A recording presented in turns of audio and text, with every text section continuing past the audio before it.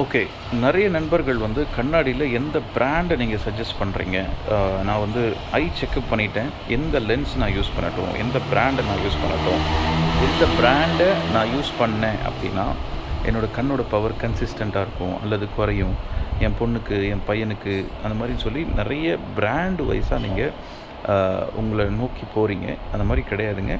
Spectacle குடுத்த பவர கரெக்ட்டா நீங்க ரெகுலரா கன்சிஸ்டன்ட்டா உங்க பையனுக்கோ, பொண்ணுக்கோ நீங்களோ ரெகுலரா போட்டுட்டு இருந்தீங்கனாலே போதும். ஸோ ஃபர்ஸ்ட் கன்சிஸ்டன்ட் வியர் ரொம்ப முக்கியம்.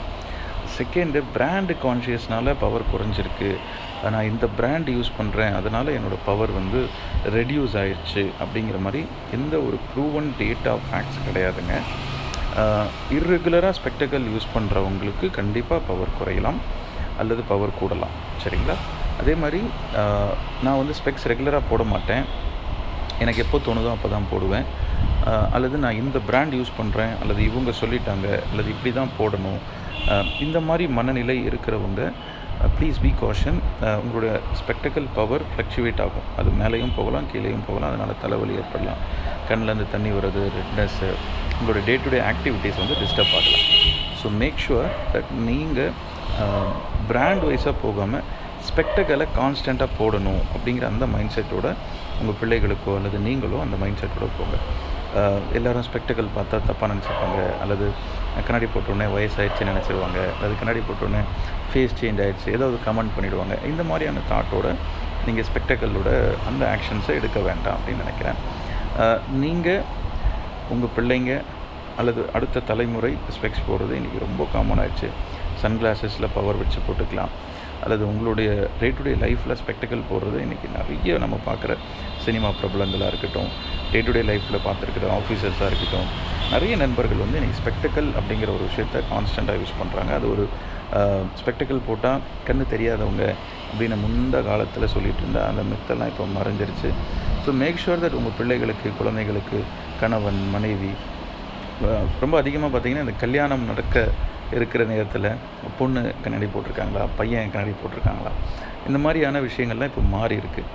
ஸோ மேக் ஷுவர் தட் கண்ணாடியை ரெகுலராக பயன்படுத்துங்க. பிராண்டு வைஸாக இந்த பிராண்டு, அந்த பிராண்டு, இந்த பிராண்டு போட்டிருக்கேன் அதனால் நான் கொஞ்ச நாள் கழட்டி வச்சுக்கலாம், இந்த பிராண்டு யூஸ் பண்ணுறதுனால நான் வாரத்துக்கு ஒரு தடவை யூஸ் பண்ணலாம். ஸோ அந்த மாதிரியான மனநிலை கிடையாது நண்பர்களே.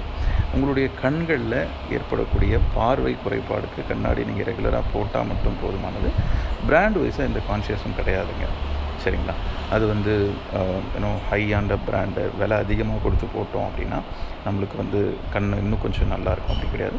மேபி பிராண்ட்ஸ்னால உங்களுக்கு வந்து அந்த மெயின்டெனன்ஸ் காஸ்ட் வந்து கொஞ்சம் குறையலாம். பிராண்ட்ஸ்னால ஸ்டெபிலிட்டி, பிராண்ட்ஸ்னால வந்து லாங் ஸ்டாண்டிங்காக யூஸ் பண்ணுற அந்த விஷயங்கள் மேபி இதெல்லாம் வந்து பிராண்ட்ஸ்னால வருமே தவிர கண்ணுடைய பவருக்கும் பிராண்ட்ஸுக்கும் வந்து ஒரு பெரிய என்ன சொல்கிறது சம்மந்தம் இல்லை அப்படின்னு தான் நான் சொல்லுவேன்.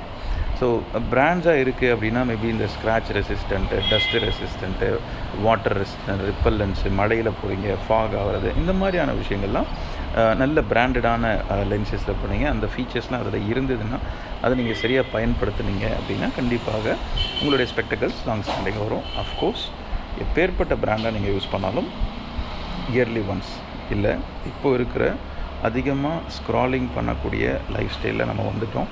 ஸோ அப்படி இருக்குது அப்படின்னா எவ்ரி 6 months ஒன்ஸ் நீங்கள் ஐ செக்கப் பண்ணிக்கணும்.